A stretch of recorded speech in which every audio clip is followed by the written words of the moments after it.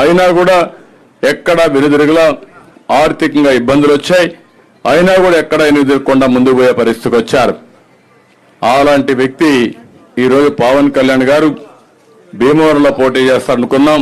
కాదు, నేను పిఠాపురం నుంచి పోటీ చేస్తానంటే ఆయన కోసం త్యాగం చేయమని నేను మన వర్మ గారిని కోరా. తప్పకుండా అంగీకరించారు.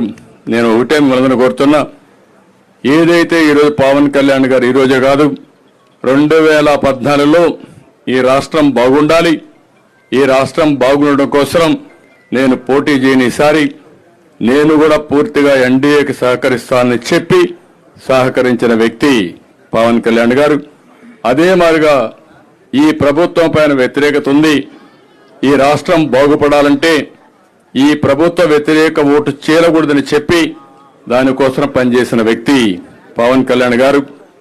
అలాంటి వ్యక్తి అక్కడ పోటీ చేసినప్పుడు ఒక పొత్తు ధర్మంలో వర్మ గారికి ఇబ్బంది ఉంటుంది, కార్యకర్తలకు ఇబ్బంది ఉంటుంది. కానీ ఆ పొత్తును మనం నెరవేర్చవలసిన బాధ్యత కూడా ఉంటుంది. నేను అందుకే వారికి ఒక మాట చెప్పాను, మీరు ఎమ్మెల్యేగా రాలేరు కానీ ఆ నియోజకవర్గం తరపున ఎమ్మెల్సీగా మొదటి ఇచ్చే ఎమ్మెల్సీలో మీరు ఉంటారు.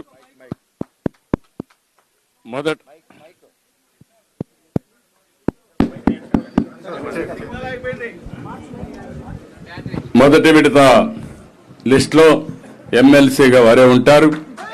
శాసన మండలికి వస్తారు. శాసన మండలికి రావడమే కాకుండా రేపు భవిష్యత్తులో నాకు కూడా కొంత బాధ్యత ఉంది, క్షత్రియులకు న్యాయం చేయాలి. అలాంటి న్యాయం చేసే దాంట్లో ప్రమోషన్లో మొట్టమొదటిగా వర్మ గారు ఉంటారని చెప్పి మరొకసారి మీ అందరికీ తెలియజేసుకుంటూ, ఇంకొక పక్కన కార్యకర్తలందరినీ కోరుతున్నా, ఈరోజు వర్మ గారంటే అభిమానంగా ఉండే ప్రతి ఒక్కరూ పవన్ కళ్యాణ్ గారిని గెలిపించుకోవాలి. అతిపెద్ద మెజారిటీ, చరిత్రలో ఎప్పుడు రానంత మెజారిటీ రావాలి. ఈరోజు దుర్మార్గులు వైసీపీని చూస్తే ఒక నాయకుడు పోటీ చేస్తా ఉంటే ఆ నాయకుడు పోటీ చేసిన సీట్లో ఈర్ష్య, అసూయ భరించలేకుండా ఇష్టానుసారంగా ఇబ్బంది పెట్టే పరిస్థితికి వచ్చారు.